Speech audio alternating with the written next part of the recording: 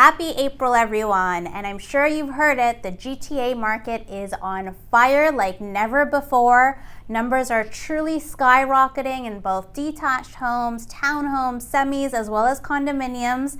And today we have the Toronto Real Estate Board that's just released their March statistics compared to last year to prove all the numbers for you. So let's go over the three most important takeaways. Number one is the number of transactions. Number of transactions is actually up by an astonishing 97% compared to March of last year. But keep in mind, March of last year is when the pandemic began. So the second half of the month, the numbers did decline a bit. But still, if we compare the first half of the month of March last year compared to the first half of the month of March of this year, there was still a 47% increase, which is huge. We are talking about double-digit growth at numbers we've never seen before. And truly, like I said before, it's not just the detached homes, even the pre-construction market is on fire right now. And why? There's three reasons. Number one, the vaccine is out, people are optimistic that this is all going to be over soon, and people are confident in the real estate market once again, and confident in either upsizing or downsizing or thinking about their next investment opportunity. The second point is an interesting one. It's the fact of immigration. And I don't know if a lot of you know this, but the government of Canada has just announced that they expect to allow 1.2 million people into the country over the next 3 years. That's a total of 400,000 new immigrants coming into Canada every year for the next 3 years. So what does that mean? There's going to be growth in the real estate industry because all of these people need a place to live in, and this is going to keep our economy going. And I've actually been in real estate for the last 15 years. And what I've noticed, because I've experienced the 2008 US recession downturn, and what made Toronto as well as Canada so resilient against the US downturn is the fact that we have so much immigration that continues to make our real estate in demand and continues to have the prices go up from there. So immigration is a huge factor to consider, and that's actually the number two reason why there is so much demand in the investment side of things in the GTA right now. The third fact is, like we all know, the interest rates, right? The interest rates are the lowest that they've ever been. So this is a great time for first-time buyers to be getting into the market. We have so many of them thinking of purchasing properties that before they weren't really able to do because financing was costing a lot more for them.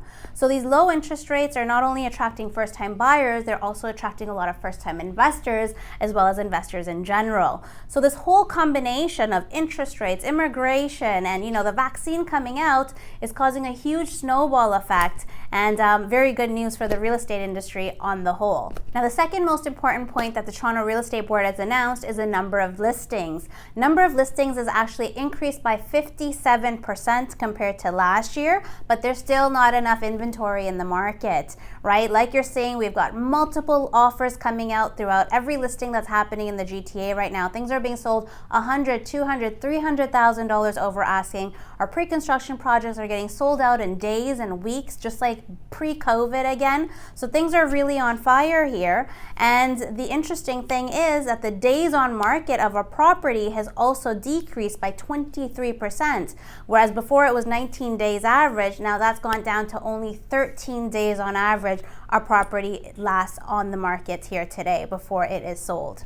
The third most important point is the average price. The average price of homes in the GTA has gone up by an astonishing 21% compared to last year. That's a double-digit growth that continues into the COVID months. And if you break that down into segments, we'll notice that the most recent increase actually happened in not only the detached homes, but also in the condo segment, whereas townhomes and semi-detached homes pretty much stayed at the same price over the last few months. So now let's break it down. If you own a detached home in the 416 neighborhood, your average price is $1.75 million. If you own a detached home in the 905 neighborhood, your average price is $1.32 million. If you own a semi-detached home in the 416 neighborhood, your average price is $1.28 million. And a semi-detached home in the 905 neighborhood is $932,000 on average. If you own a townhome in the 416 neighborhood, your average price is $960,000, and a townhome in the 905 area code, your average price is $846,000. Lastly, if you own a condo in the 416 neighborhood, your average price is $707,000, and a condo in the 905 neighborhood has gone up to $607,000.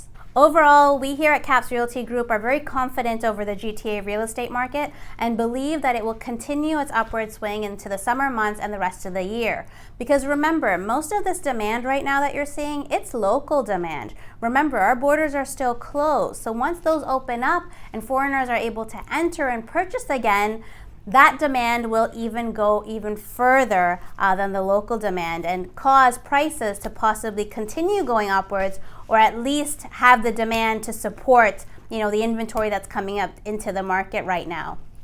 But overall, it's honestly a best time to buy or sell, because as a seller, you're going to attract top dollar in the market because there's not that much competition and not that much inventory. And as a buyer, you're actually getting the lowest cost of financing, which we've never seen in the history of financing before.